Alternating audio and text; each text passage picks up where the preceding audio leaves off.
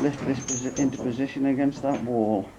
Normally it's a three-man job this, but Martin and Trevor are making a very special sacrifice so I can take a picture while they're doing it. And then manoeuvre it across gradually.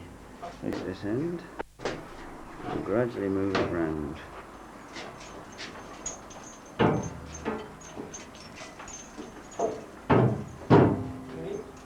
And that trimmer which runs against the north wall.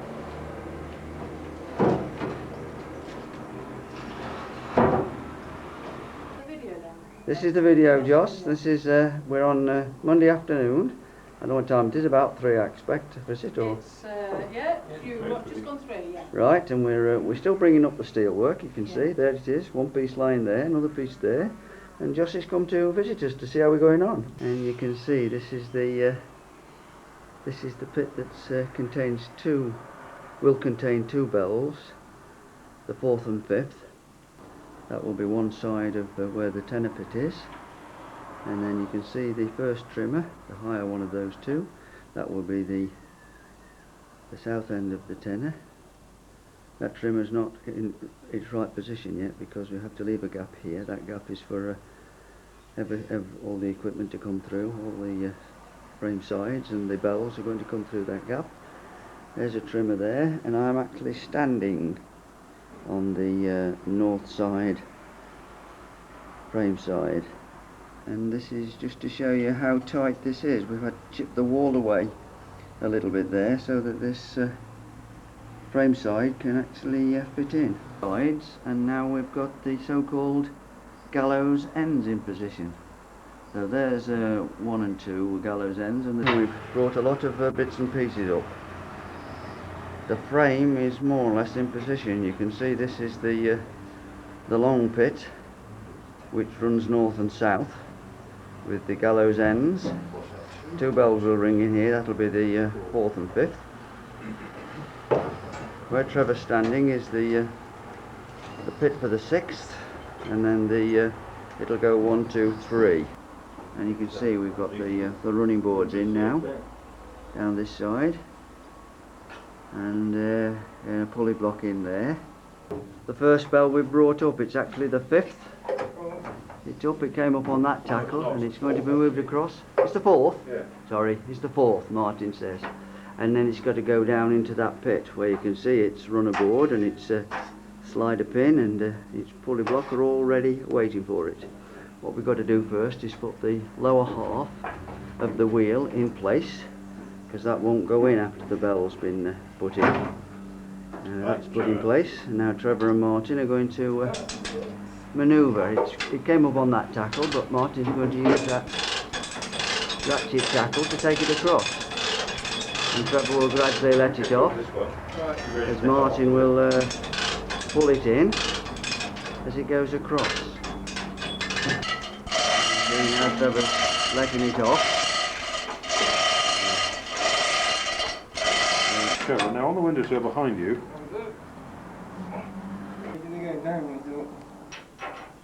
Trevor is now putting a bolt up through. That one go down. Yeah, and washer on top.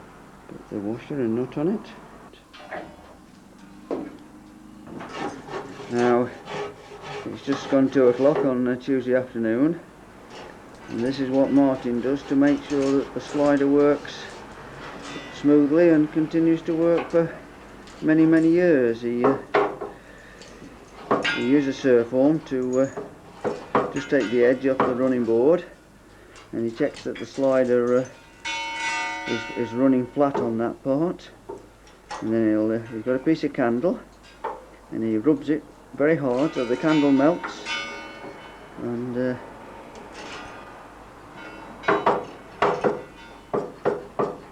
make sure that the slider works perfectly every time. Tuesday just afternoon, and we're looking up inside the mouth of the 4th bell. Trevor's just holding it to one side slightly, and you can see where it was tuned. You can see this bit on the rim where there's a certain amount of tuning, and then another part farther in there where that was tuned. Gives you an idea of what needs to be done to get the bell into tune. The old second, which is the new third, which was cracked. We haven't been able to see the crack in it anywhere. Can't find the crack or where the weld was. This one just below my feet is the fourth, and then that's the fifth, and then that's the tenor hiding away underneath the old treble, the new second. And we managed to move that trimmer into position with a bit of brawn and a bit of brain, and now we had a little bit of a struggle as well getting that other frame side in, but it's in position now, and we're just bolting it all up, getting it all tight, and then in a few minutes this bell, which is the old treble new second, will go into that pit. Just got the runner and the slider pin and the slider fitted into this pit, which is for number 2, and we're now going to bring this number 2 bell from its resting position overnight and get it into that pit. And you can see the bell is coming across slowly, coming off one set of tackle, which Trevor is operating, and coming onto this other set of tackle, which Martin's operating. So it gradually moved in position over its pit. I've got it at hand.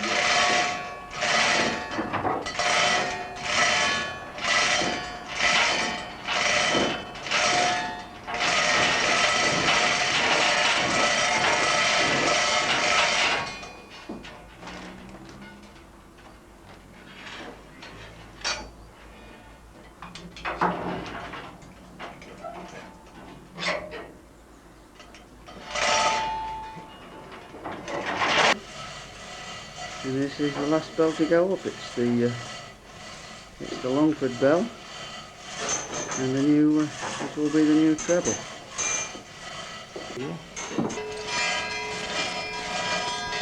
Now it's come through the clockroom floor, and then through that hole in the scaffolding.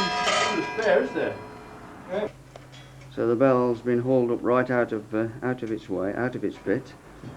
And Martin's now going to put the fittings in there, the runner and the slider pin and the slider, because it's very difficult to do those when the bell's in position. There's Trevor working away, he's actually putting the slider pin in position, and him and Martin are in a very confined space working under the bell. And if I come up here over the girder, you can see how they are working under the bell. And this morning we found a problem. This is the number 2 bell, the old treble, and the wheel. And if you can see those that black line there, the black line on the left is where the wheel was planned to be. There's the cleat which holds it in position, being moved out. And the problem with that is that the wheel won't fit because it's too close to the bell. So the second black line, which is about a half an inch further across, is where the wheel has to be to make it flies. And Martin's going to ring up this bell. This is the third, the old second, which is the one that was cracked. Possible finish, so it might just touch the frame, which you have to move the bell across a bit. This is all part of the process of checking that the bell is in all its mechanisms. You would expect the stem everything to clear because they put it on the works. Yes, that misses the end of the frame by a natural whisker. Oh, I don't know. Well, this is the one that's been welded. Oh, is it just that one? No, they're all like that. They've all been, the tuning's done that, you see. They machine them inside to tune them.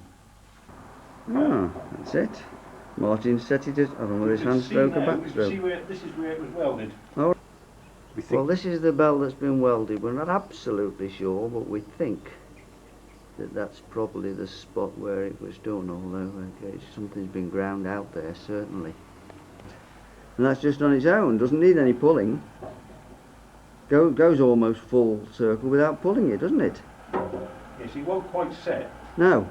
Because it's just lost the certain amount of friction in the bearings, a certain amount of wind resistance. So Yeah. if you just set it off just on its own, doesn't come up quite so far each time. So it just shows how little pull you've got to put on that rope now.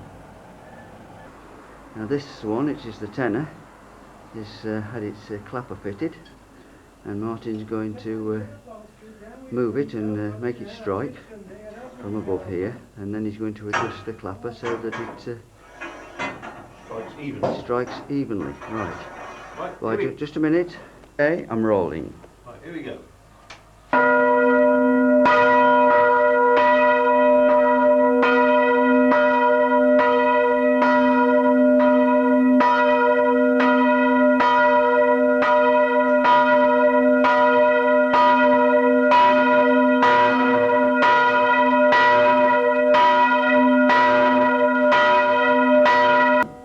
So it needs another slight adjustment.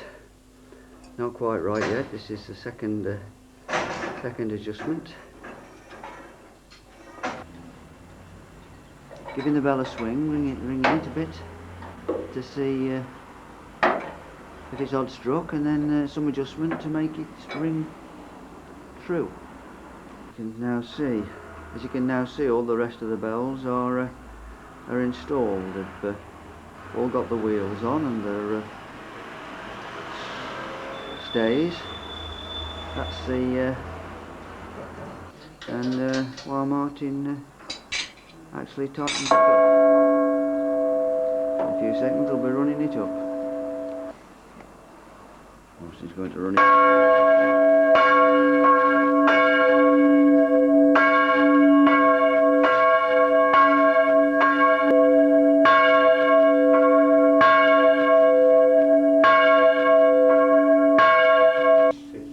Right, it's down now, and as you heard towards the end of its descent, it was only striking on one side of the bell. Clapper was only hitting one side of the bell, which shows it would be slightly odd struck. So Martin now going to just tightening up this side to move this one slightly across. And ring it up again. Martin's going to ring it up again now. There he goes.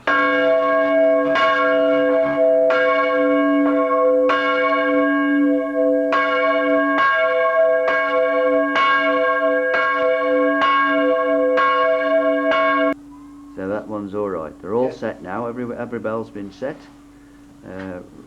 rung up by the wheel. So the bell's got to be, clapper's finally got to be bolted up and the lock nut put on. Now this is showing you how much more difficult it is to get the striking right on a bell which has got a cannon retaining headstock, because Martin has to take the clapper out and fit a washer, and then let's put it back in again.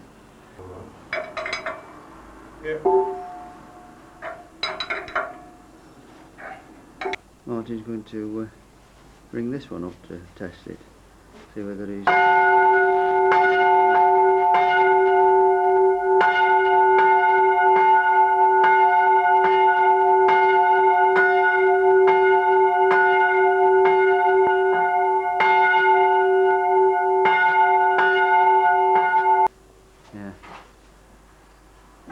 And so that's it. Martin's decided it's okay, and he's finally tightening it up. Well, about an hour ago we hit this another problem. That's the pulley block for the tenor, and we obviously got to drill holes through the floor to fit it. That's the bob line coming down, and you can see it's right over the clock. Martin says eventually when the floor goes in, which will be at about the level of this scaffolding, they'll be able to put a floor pulley in, and then that will divert the rope about 6 or 7 inches this way, which will allow it to miss the clock.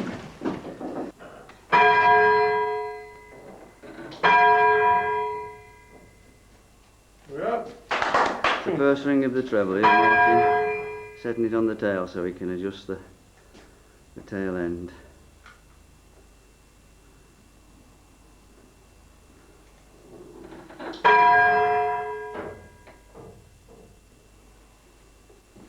Because of the spoon So that was the first ring of the Longford bell. That has been rung for, well, must be about 18 or 19 years now, or perhaps even longer. Unless